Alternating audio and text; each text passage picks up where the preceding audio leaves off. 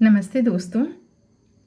आज मैं आपको हस्तरेखा शास्त्र के अनुसार मस्तिष्क रेखा के विषय में सामान्य जानकारी देने वाली हूँ। यह जानकारी पारंपरिक मान्यताओं पर आधारित है और इसे किसी भी तरीके की गारंटीड भविष्यवाणी के रूप में ना लें। हम शुरू करते हैं हमारा वीडियो। तो हम मस्तिष्क रेखा के विषय में बात करने जा रहे हैं।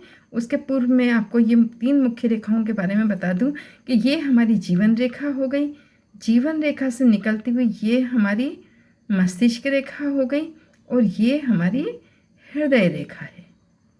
लेकिन हम सिर्फ मस्तिष्क रेखा के बारे में ही आज जानेंगे। अलग अलग तरीके की मस्तिष्क रेखाओं के विषय में हम जानेंगे।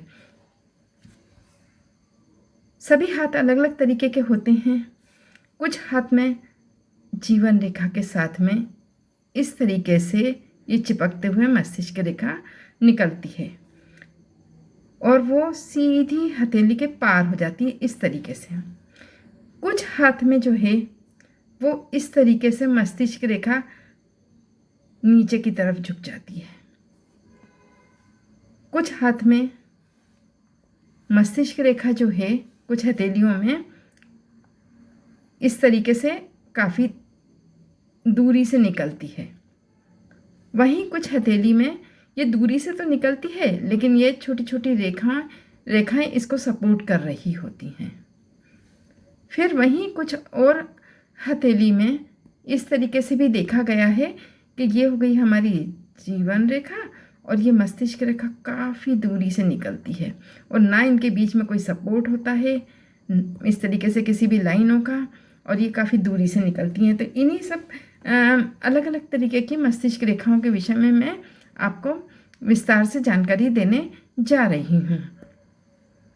सबसे पहले हम ये देख लेते हैं कि जिन लोगों की हथेली में इस तरीके से ये मस्तिष्क रेखा ये इस तरीके से छोटी छोटी रेखाओं से जुड़ी हुई होती है, यदि दोनों रेखाओं को छोटी छोटी रेखाएं जोड़ रही हैं तो ऐसे लोगों के अवगुण कम या समाप्त हो जाते हैं। अब वो अवगुण क्यों होते हैं? क्योंकि ये जब रेखाओं के बीच में जो दोनों रेखाओं के मध्य में दूरी होती है तो ऐसे लोग परिवार के साथ तालमेल नहीं बिठा पाते हैं। कहने का अर्थ ये है कि बुरे गुण इन रेखाओं के कारण समाप्त हो जाते हैं और वैचारिक स्वतंत्रता व्यक्ति की बनी हुई रहती है। वहीं अब हम दूसरे तरीके की रेखा के विषय में जान लेते हैं। ये हो गई हमारी जीवन रेखा और ये मस्तिष्क रेखा बिल्कुल यहाँ से निकल करके सीधी इस तरीके से जा रही हो। तो जिन भी लोगों के हथेली में इस तरीके से सीधी मस्तिष्क रेखा निकल के सीधी जा रही हो, हथेली के आगे तक निकल रही हो, तो ऐसे लोगों का IQ काफ़ी अच्छा होता है, इनकी बौद्धिक क्षमता अच्छी होती है। फिर हम एक और मस्तिष्क रेखा के विषय में जान लेते हैं। वो मस्तिष्क रेखा इस तरीके से है, ये हो गई हमारी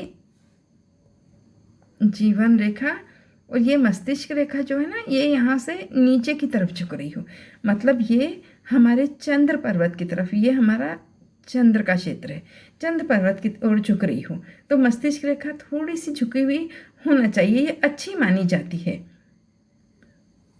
और यदि ये ज़्यादा अधिक झुकी हुई है चंद्र पर्वत की ओर तो ऐसे लोगों की ये अच्छी कल्पना शक्ति की परिचायक होती है।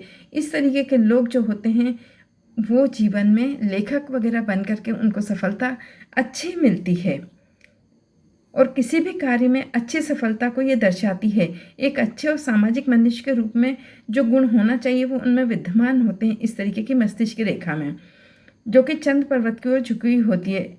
ऐसे लोगों की कल्पना शक्ति गजब की होती है। ऐसे लोग सामने वाले व्यक्ति के मन को पढ़ने की कला में सक्षम होते हैं। वह ये जान लेते हैं कि फलां बात का सामने वाले पर कैसा प्रभाव पड़ेगा, उसे उनकी बात अच्छी लगेगी या बुरी लगेगी। अपनी कल्पना के माध्यम से अच्छे बुरे परिणामों का विचार ऐसे लोग कर लेते हैं। वो समझ जाते हैं कि सामने वाला क्या कहना चाह रहा है। ऐसे लोग काफ़ी दयावान भी होते हैं। अब हम चलते हैं मस्तिष्क रेखा के विषय में एक और बात जानने के लिए कुछ लोगों की मस्तिष्क रेखा यहाँ से निकल करके एकदम सीधी होती हुई हथेली के पार चली जाती है और इसमें से एक शाखा निकल के ये नीचे की ओर जा रही है, जो कि ये चंद्र की तरफ जा रही है ना। ये चंद्र की तरफ जा रही है और ये यहाँ पर आता ही ये मंगल का क्षेत्र, ये मंगल का क्षेत्र हो गया, यहाँ मंगल का क्षेत्र आता है। तो ऐसे व्यक्तियों में चंद्र मंगल दोनों की खासियत होती है, दोनों गुण इनमें होते हैं। ऐसे लोग अपनी खुशियों के साथ ही दूसरों की खुशियों का भी ध्यान रखते हैं। इनमें कल्पना शक्ति भी है और बौद्धिक क्षमता भी होती है। यदि ये दो भागों में बटी है तो ये एक अच्छा संकेत है। आज के इस वीडियो में मैं इतना ही बताना चाहूँगी। इसके बाद मस्तिष्क रेखा के विषय में मैं और भी जानकारियाँ आपको दूंगी। और चलते चलते मैं ये भी कहना चाहूँगी कि ये सभी बातें केवल पारंपरिक हस्तरेखा शास्त्र पर आधारित सामान्य संकेत हैं। किसी भी रेखा को निश्चित भविष्यवाणी बताने के रूप में ना लें। अगर आपको ऐसी जानकारियाँ पसंद आती है तो वीडियो को लाइक और शेयर करें। धन्यवाद।